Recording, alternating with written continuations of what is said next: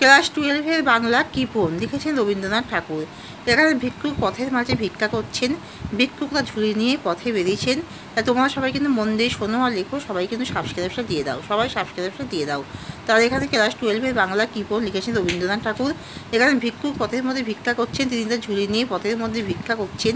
এমন সময় তিনি দেখলেন একটা সুন্দর রথে করে, স্বর্ণ রথে করে একজন রাজাধিরাজ আসছেন।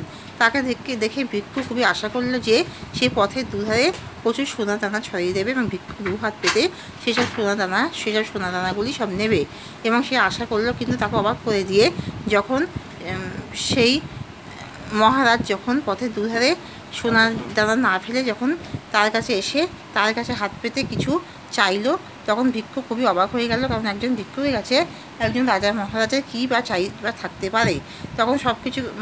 তখন তিনি খুবই অবাক হয়ে গেল এবং সে ভিক্ষুককে খুব সামান্য একটাই শস্যকণা দিল। সে ভিক্ষুক তখন একটাই শস্যকণা দিল রাজার হাতে। অর্থাৎ রাজা এখানে রাজভিক্ষারী রূপে এসেছে ভিক্ষুকের কাছে ভিক্ষা চাইতে, তার মন পরীক্ষা করতে, তার হৃদয়ে পরীক্ষা করতে। ভিক্ষুক এখানে কার্পণ্যবোধ করলো, কারণ রাজাধিরাজ যে ভিক্ষুকের কাছে কিছু চাইছে সেটা তার কাছে প্রতারণা বলে মনে হচ্ছে। তাই ভিক্ষুক রাজাধিরাজকে একটাই শস্যকণা দিল। কিন্তু সে যখন ভিক্ষা করে এলো তখন সে তার ঝুলি উবুড় করে দেখলো এখানে সে একটাই শস্যকণা স্বর্ণকণা হয়ে ফিরে এসেছে। এখানে ভিক্ষুকের আক্ষেপের কোনো শেষ থাকলো না। কারণ ভিক্ষুকের আক্ষেপের কোনো শেষ থাকলো না। তার কারণ রাজার কাছে সে একটি শস্যকণা দিয়েছে, সেটাই স্বর্ণকণা হয়ে ফিরে এসেছে। সেখানে বুঝতে পারলো রাজা স্বয়ং ঈশ্বরের প্রতিরূপ। এখানে ঈশ্বরই যেন স্বয়ং তার কাছে এসেছে তার মন এবং হৃদয় পরীক্ষা করতে। কিন্তু সেই পরীক্ষা সে সাফল্য লাভ করতে পারেনি। সে ঈশ্বরকে খুব সামান্যই দিয়েছে এবং সে খুব সামান্যই তার ফল পেয়েছে। সে যদি সব কিছু উজাড় করে দিয়ে আজকে রাজাকে সব কিছু দিয়ে দিতে পারত, তাহলে আজকে সে সব কিছুই সোনায় কোথায় ভরে যেত স্বর্ণকণায়। কিন্তু এখানে সেটা কার্পণ্য বোধ, এখানে তার কৃপণ গল্পটির নামকরণ সার্থকতা এইভাবে প্রকাশিত হয়েছে যে ভিক্ষুকের মন এবং তার মানসিকতা খুবই সংকীর্ণ পরিচয় সে দেয়।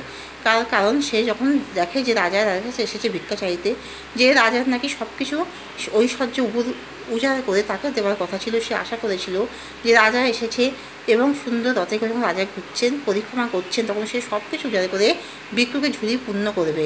কিন্তু যখন তার সেই আশা পূর্ণ হলো না, যখন রাজা নিজেই এসে ভিক্ষুকের কাছে কিছু ভিক্ষা চাইল, ভিক্ষুক তখন একটাই শস্যকণা দিল। কারণ একজন মহারাজা কী বা চাইতে পারে, সে কী বা তার চাইবা থাকতে পারে। তাই এখানে তার প্রতারণা মনে করে ভিক্ষুক তার কার্পণ্য সংকীর্ণ মনে একটাই শস্যকণা দিল এবং সে তার প্রতিফল রূপে একটাই স্বর্ণকণা পেল। ভিক্ষুক বুঝতে পারলো সে ঈশ্বরের কাছে পরীক্ষা সফলতা বা সাফল্য লাভ করতে পারেনি। সে যেমন তার কার্পণ্য মনের পরিচয়ের জন্য এখানে সে দুঃখ প্রকাশ করলো যে সে সামান্যই ফল পেয়েছে। যে ঈশ্বরকে সব কিছু দিতে পারত উজাড় করে, তাহলে সে ঈশ্বরের সান্নিধ্য লাভ করতাম, ঈশ্বরও তার প্রতিদান পেয়ে তার ঝুলি ভর্তি করে দিত এবং সে ঈশ্বরকে পায়নি, ঈশ্বরের কৃপা পায়নি। তাই সে নিজের আত্মগ্লানিতে সে অনুশোচনা বোধে সে নিজে দহন হচ্ছিল। এখানে শেষ করলাম।